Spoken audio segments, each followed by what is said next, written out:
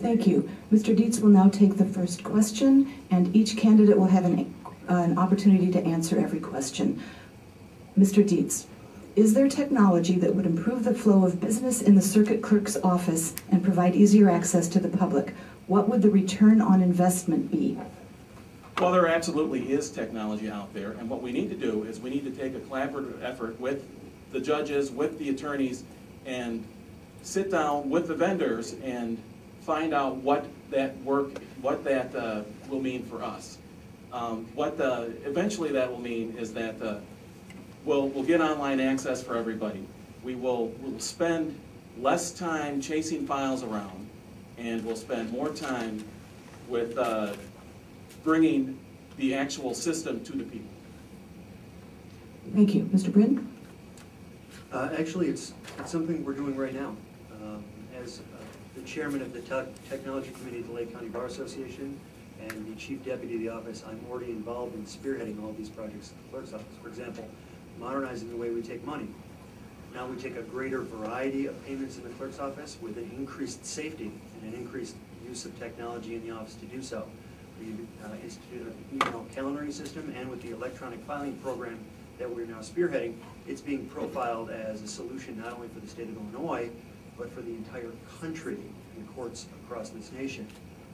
With that in mind, with no cost to the taxpayers and no cost to you all at all to operate that system, while the return on investment isn't quantifiable quite yet, I find that it's probably significant, not only in capital in terms of time, but in actual money in terms of the amount we spend on supplies and use of people in the office to get files from point A to point B, and access to files and security across our whole circuit.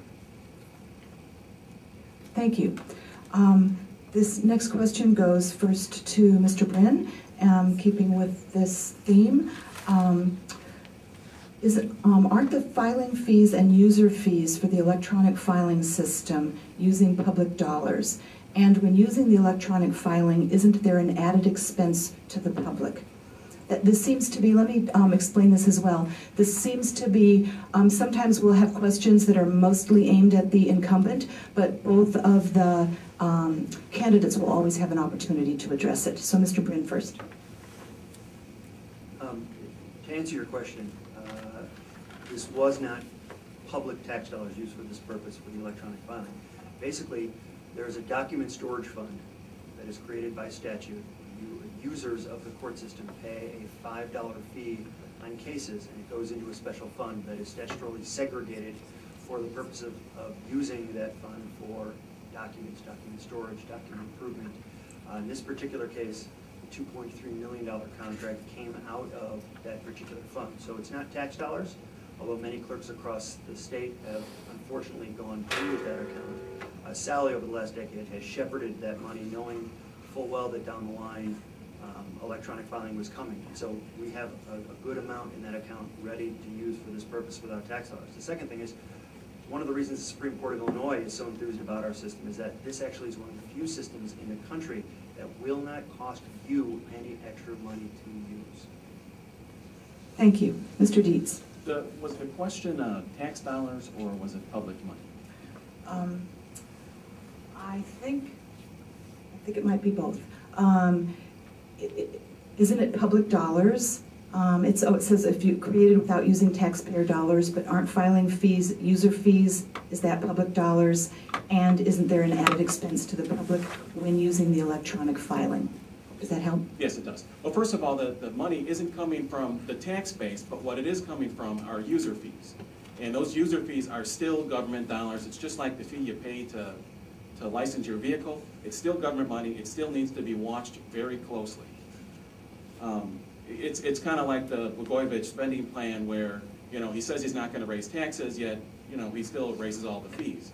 And as far as the credit card fees, or the fees to use the system, it's my understanding that you have to use a credit card.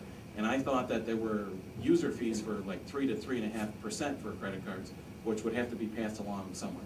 So that would have to be passed along to the user, so which would be a fee. Thank you. This next question goes to Mr. Dietz first. Do you feel political parties have a role in this office? Would the public be better served by having these offices nonpartisan? Yeah, I think that basically you want to elect the best candidate for the job. I don't see, when you talk about political parties like the Republican Party and the Democrat Party, you talk a lot about social issues, things like that. A lot of those things do not apply here. Some of the things that do apply, though, are being a fiscal conservative, like I am a fiscal conservative. So with that respect, I think that a party aspect is nice, but ultimately, it's really based on your personal views. Thank you. Mr. Brin? Well, for right or for wrong, partisan elections are set by statute. We elect our judges on a partisan basis, even though, ironically, they pretty much can't answer any kind of political questions, from coroner to state's attorney to, in this case, circuit clerk's office. With those rules being set, I'm proud to be a Republican, I'm a fiscal conservative. I want to make sure that translating that over to the good operation of an administrative office, that we use tax dollars when necessary appropriately, that we're responsible for every dollar and every decision we make to the taxpayers. While I don't believe anyone from either party would have any desire to do otherwise than to see the good administration of the office, for many reasons, certainly out of my control, with the legislature, they've decided that these are partisan elections, and so we've got to register as such. However, I will make sure that what I do transcends partisan lines and that we do so in the good administration of a public office. Thank you. Now I have a question. It's here, and I plead my ignorance about correct level of government. Would Clerk of the Circuit Court have something to say or do about child support? Let me ask you that before I ask the question. Let me ask the question then, and you guys have at it. It simply says, should changes be made for child support, particularly in light of recent situations? I apologize, on that kind of a vague kind of a question, maybe we don't. But we can try to answer it if you'd like. Sure. You know what? I think it's interesting. I've got a lot of similar questions. By the way, folks, send me some more questions. I just have a couple here. So go ahead, give it a shot. Is it mine? Yeah, I think that, yeah, Mr. Brin. Most of what we do in the office is not discretionary. It's set by statute, child support being one of those things. In the last few years, there's been a child support unit created at the state level, which has taken away a lot of what we do in the office from our office to merely monitoring and transferring payments over. Now, we work very closely with the child support unit in the state's attorney's office, and we obviously handle those courtrooms, and we do so very, very well. And we work with them really as in a larger role in the community to bring different support services to the table. I'm a part of a workforce group with the judges in the state's attorney's office to try to bring workforce groups in to help out non-custodial and custodial parents get work, and so they can pay into the system and pay what is owed. That's obviously an increasing problem, but the fees and other statutory mechanisms are dealt with downstate in Springfield, and we merely follow what we're told to do by statute, and it's really non-discretionary for our office. Thank you. Mr. Dietz?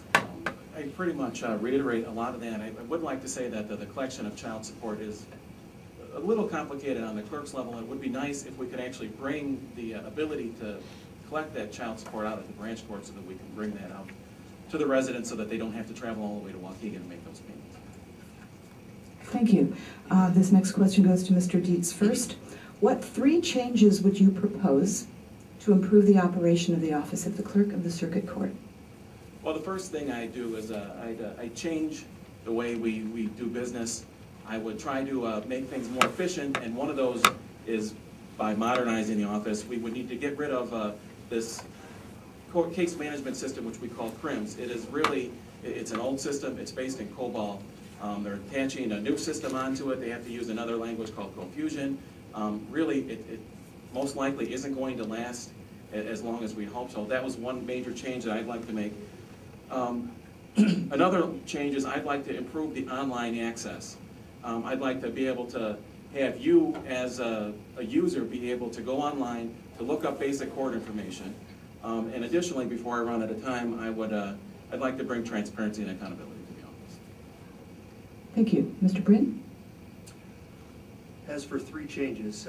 One important change is actually a continuation of what we're doing now in the office, and that is to further improve technology in the office.